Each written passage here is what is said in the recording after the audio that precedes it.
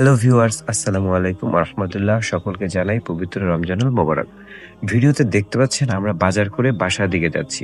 দেখেই মনে হচ্ছে কোনো একটা আয়োজন আছে। আমাদের স্থানীয় চিতুলি বাইতুল আমান জামে মসজিদে প্রতি বছর ২৭শে রমজানে আমরা এলাকার যুব সম্প্রদায় মিলে এলাকার সকল মানুষকে নিয়ে ইফতার করি মসজিদে বসে। তারই আয়োজন চলছে।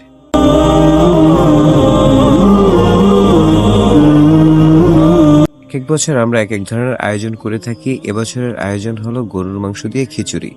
কারণ হলো গ্রামাঞ্চলের মানুষজন একটু খিচুড়ি খেতেই বেশি পছন্দ করে বলে আমরা এই আয়োজন করেছি। রান্না করার জন্য যে পাত্র ব্যবহার করা হবে সেটি এবং সকল বাজার আমরা এর আগের দিনই করে এনেছিলাম।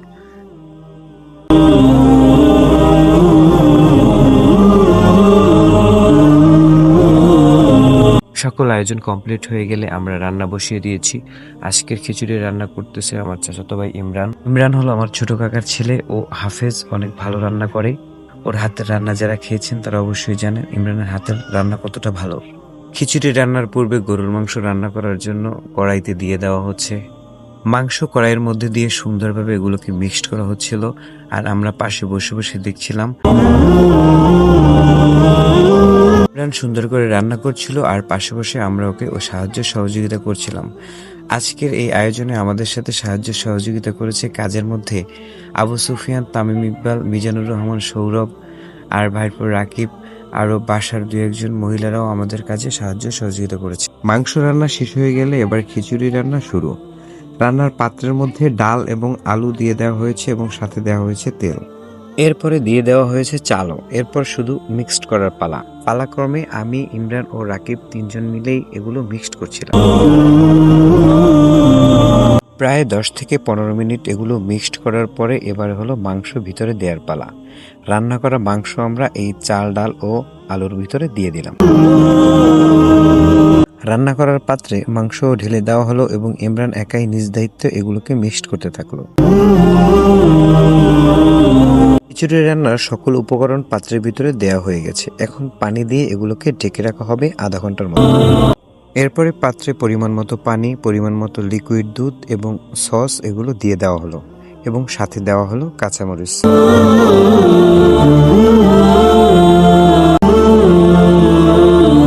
সকল উপাদান পরিমাণ মতো দিয়ে তারপরে ঢেকে জাল করা হচ্ছিল আগুনে।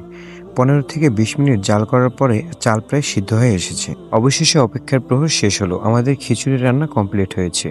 আমরা সকলে মিলে এখন এগুলো প্যাকেজিং করে নিয়ে যাব মসজিদে ইফতারের জন্য।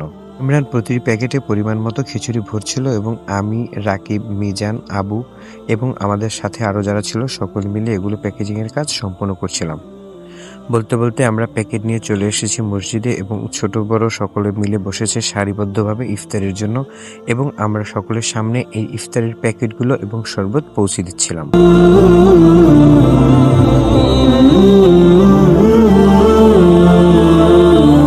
150 থেকে 200 মানুষের আয়োজন হওয়ার কারণে একদিকে শরবত তৈরি হচ্ছিল এবং একদিকে শরবতগুলো সকলের কাছে পৌঁছে দেওয়া হচ্ছিল।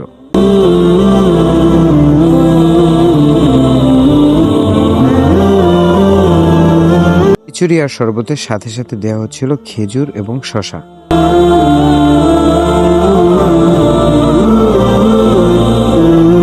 ভিউয়ার্স, ভিডিওতে দেখতে পাচ্ছেন ছোট ছোট কচিকাঁচা বাচ্চারাও এসেছে মসজিদে ইফতারের জন্য। ওরা রোজা রাখুক, তবে ইফতারে যে একটা অন্যরকম আনন্দ এবং একসাথে বসে খাওয়ার যে অন্যরকম একটা তৃপ্তি ওরা যাতে সেটা বুঝতে পারে, তাই জন্যই এই আয়োজন। এবং আমাদের পরে যেন ওরা আমাদের এই ঐতিহ্যকে ধরে রাখতে পারে, তার জন্যই ওদেরকে নিয়ে আমাদের এই ইফতারের আয়োজন করা হয় প্রতি বছর। আমাদের গ্রাম অঞ্চলের যে সকল মানুষ এই ইফতারিতে কন্ট্রিবিউশন করে এবং যাদের আর্থিক, মানসিক এবং কায়িক পরিশ্রমের মাধ্যমে আমরা এই অনুষ্ঠান সম্পন্ন করতে পারি, তাদের প্রতি আমি কৃতজ্ঞতা প্রকাশ করছি। আজকের ভিডিও এই পর্যন্তই। সকলে ভালো থাকবেন। আর আমাদের এই উদ্যোগটা আপনাদের কেমন লেগেছে অবশ্যই কমেন্টস করে জানাবেন।